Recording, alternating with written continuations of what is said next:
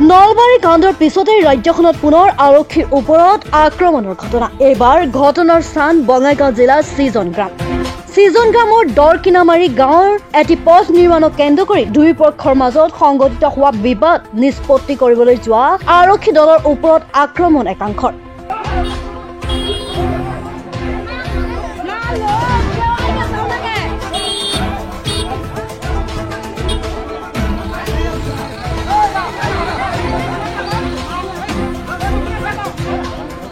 আক্ৰমণত বৰঘোলা আৰক্ষী চকীৰ গৃহৰক্ষী জোৱানসহ 4গৰাকী আৰক্ষী আহত হোৱাৰ লগতে আৰক্ষীয়ে ব্যৱহাৰ কৰা 4চকীয়া বাহনৰো ক্ষতিসাধন। ঘটনাস্থলীত উচ্চপদস্থ আৰক্ষী বিষয়াসহ এটি আৰক্ষীৰ দল উপস্থিত হৈ স্থিতি নিয়ন্ত্ৰণ কৰে। আহত আৰক্ষীক চিকিৎসাৰ বাবে চিকিৎসালয়লৈ প্ৰেৰণ কৰা হয়। ঘটনাৰ সৈতে জড়িত সন্দেহত দুজনক ইতিমধ্যে আৰক্ষীয়ে আটক কৰিছে। আটকাধীন অভিযুক্ত দুজন ক্ৰমে বুদ্ধিশ্বৰ আৰ্য আৰু গুণধৰ আৰ্য বুলি জানিব পৰা গৈছে। নমস্কাৰ। ঘটনাটো হ'ল আমাৰ দৰকিনামাৰী গাঁৱৰ চিংৰিফেলৰ ৰাস্তা যিটো আছিল, চিংৰিফেল ফেলাব লগা, পঞ্চায়ত তৰফৰ পৰা ছেক্ৰেটাৰী আৰু ভেণ্ডৰৰ হ'ল কাম। সেইটো চাওঁ চিতাৰ কাৰণে মোক দিছিল দায়িত্ব, আৰু অলৰেডি মই কনজাৰ্চন কমিটিৰ চেয়াৰমেন। সেই হিচাপত মই দিনত ট্ৰেক্টাৰ মিলাব নোৱাৰোঁ, হালৰ ছিজন জিচিবি লাগে ডাইৰেক্ট টাৰ্গেট দিছোঁ যে তুমি জিচিবি এটা আৰু ট্ৰেক্টাৰ দুখন লৈ আহিবা। আহি ৰাতি মাল ফেলাই আছোঁ।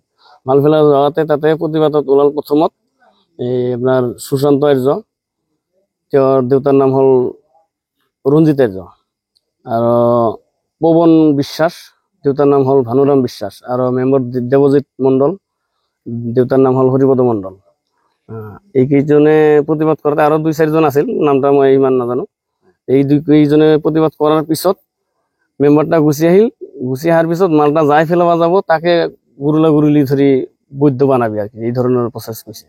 হোৱাৰ পিছতো এইবাৰ তাৰ পিছত হ'ল কি, তাৰ আগতে হ'ল আপোনাৰ ট্ৰেক্টৰৰ ড্ৰাইভাৰে যেতিয়া মাল পেলাব গেল, তেতিয়া ট্ৰেক্টৰৰ ড্ৰাইভাৰকে চাবি ঠাবি টানি গাড়ীৰ পৰা বন্ধ কৰি টানি মাৰি ড্ৰাইভাৰকো মাৰি চুচি টানি লৈছে।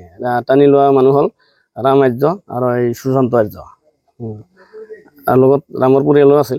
সেইকেইজনে টানি লোৱাৰ পিছত যেতিয়া প্ৰশাসনৰ পৰা পুলিচ যোৱাৰ পিছতে বৈধ মাৰামাৰি হ'ল। এই মেম্বাৰৰ গ্ৰুপটাই, মেম্বাৰৰ বাপেও পুলিচক মাৰিছে, আৰক্ষীৰ ওপৰতো মাৰপিট কৰিছে। মেম্বাৰৰ দেউতাই আৰক্ষীক মাৰিছে।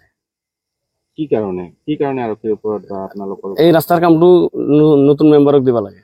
অলৰেডি তেওঁৰ লগৰ বডি গঠন হোৱাই নাই, আৰু এইটো কামটো আছিল পুৰণা কাম। এই কামটো লৈ মাৰপিট হ'ল। এই প্ৰশাসনক এইটাই ধন্যবাদ জনাইছো, যাতে উচিত তদন্ত লয়। অভয়াপুৰীৰ পৰা মদত বণিকৰ ৰিপৰ্ট, মাই নিউজ এনি।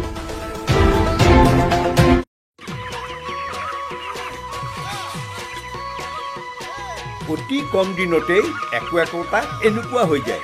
মই যে বিয়মৰ দানা খুৱাওঁ, আপোনালোকেও বিয়মৰ দানা খুৱাওক আৰু কম দিনতেই অধিক মুনাফা লাভ কৰক।